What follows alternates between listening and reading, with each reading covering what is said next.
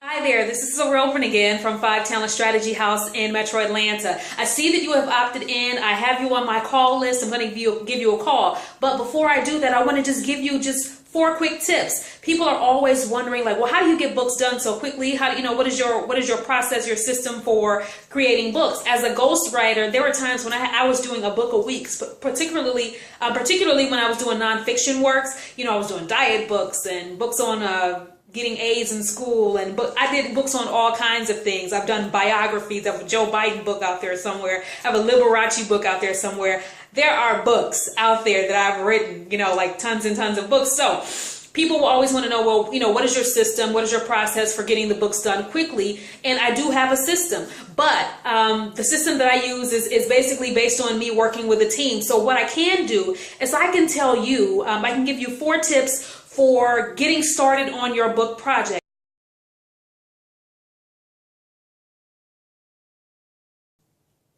Whether you do courses or whether you do books, this strategy is going to help you to get your ideas down on paper, so to speak. I mentioned this in the introductory video, but you want one key idea that you're going to be pushing.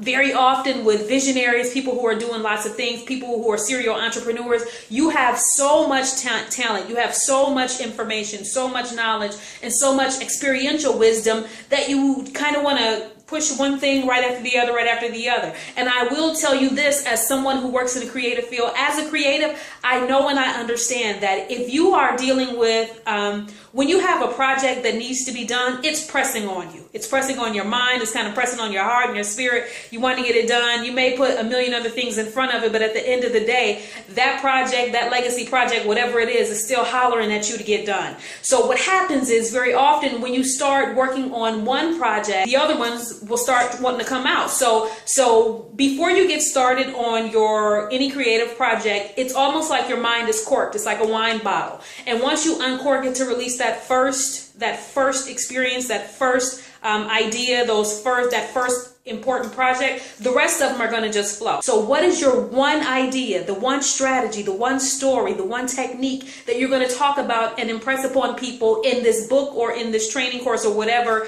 the process is? So that's the first tip I'm going to give you. Identify that one key idea. The second tip I'm going to give you is a practical productivity tip. You need to get Dropbox or Google Drive or something. If you're not using Google Drive or if you're not using Dropbox, you need to have some place where you can store your information, store your intellectual property that other people have access to. So I'm not saying put this on your thumb drive. I'm not saying put this on your computer. Put it somewhere in the cloud so that your team can have access to it when they need it. Your creative team, I mean. Idea number 3, record. In the mornings, you're a little amped up. You might want to hear whatever morning show you listen to, traffic. You might be in a rush. You may be thinking about the millions of things you have to do that day. But after work, in the car, on the way home, you are winding down. Your mind is still going, but you're winding down. So I think that it's been my experience, especially with thought leaders, especially with visionaries and people who are doing millions of things. It seems like they're doing a million things all at once. In the car, after work, driving by yourself before you pick up your kid, that's the best time. That is the best time to just sit down and say, okay, well, today I want to talk about this, or tomorrow I want to talk about this. And if you need a schedule to do it, then put together a schedule. If you don't, do it off the dome. It's not a big deal. It's your thoughts anyway. You know what I mean? Like, it doesn't matter whether you organize your expertise or not, you're still going to have the expertise and you'll still be able to articulate it. The 4th tip that I want to give you is to get a transcriptionist. It's a simple process. So once you have those audio files in your phone, you're going to send them either to Dropbox or Google Drive or whatever your cloud-based storage system is. And I want you to go to odesk.com, odesk.com, or Fiverr.com, Fiverr.com. And you can find an inexpensive, globally based transcriptionist who will be able to go through those audio recordings and turn them around for you in a couple of days for just a few bucks. For about every hour of audio that you have, you're going to get anywhere from 20 to 40 pages of transcript back. Now, the other thing that I recommend, especially for thought leaders or visionaries, serial entrepreneurs, for people who have their hands in multiple pots or who have multiple talents, my 5 talent people. For my 5 talent people out there, I recommend you get somebody to talk to. Somebody who doesn't know your industry, somebody who is thoughtful and intelligent and inquisitive. And that person can ask you the important questions and let you know how to fill in the blanks, let you know where there are knowledge voids.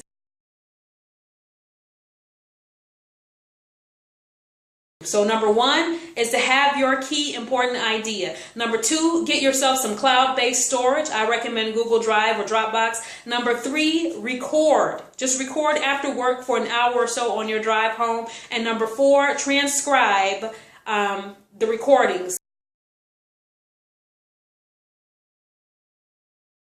People always think that once they have the book done, that's it, that's all they need.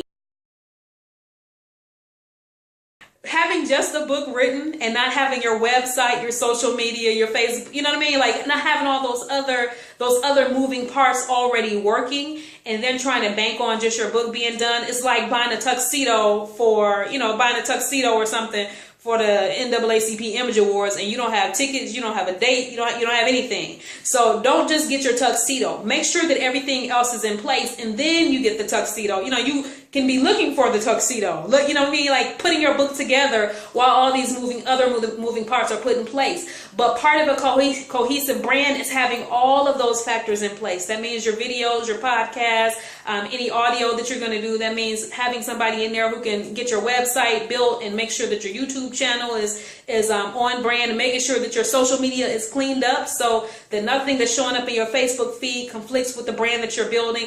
Those are the other important moving parts that play a huge role in making sure that you have a cohesive brand and that you're presenting an image to the world that is intact, that the integrity of the image is intact. But as far as the book goes, do those 4 things and you will be on your way. Again, I am Sorrel Brent-Stone, Creative Director for 5 Talent Strategy House in Metro Atlanta. And I'll be talking to you in the next day or so. Bye.